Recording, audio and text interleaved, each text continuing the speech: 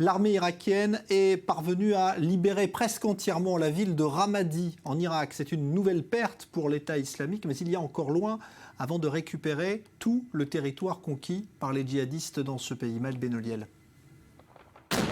Bagdad en avait fait sa priorité. L'armée est en passe de reconquérir la ville.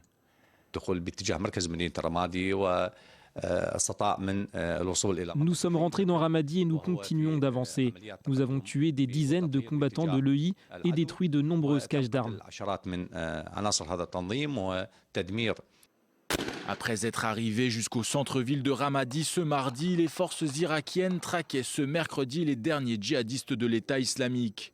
Ramadi, situé à une centaine de kilomètres de Bagdad, était tombé entre les mains de Daesh en mai dernier, qui avait alors infligé un revers cinglant à l'armée irakienne. Mais depuis, les forces gouvernementales tentent de la reprendre avec l'appui des frappes aériennes de la coalition internationale. D'après Washington, qui dirige cette coalition, la chute de la ville est inévitable. Tout se déroule comme prévu, nous sommes dans la dernière ligne droite. Cela va être une grande victoire pour nous, aussi prestigieuse qu'inattendue.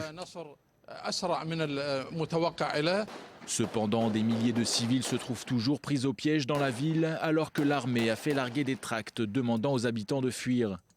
De leur côté, il ne serait plus que quelques dizaines de combattants de l'État islamique à résister. L'assaut final est imminent d'après les généraux irakiens. Daesh est en train de sombrer, ils ne sont plus aussi forts qu'avant. Si nous prenons Ramadi, c'est le début de la fin pour eux.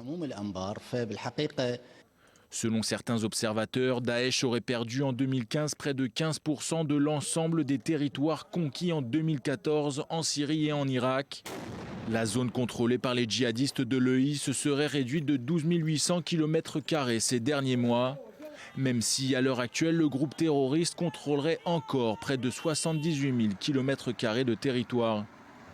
À l'image de la ville irakienne de Mossoul et de son million d'habitants, toujours sous le joug des combattants de l'EI.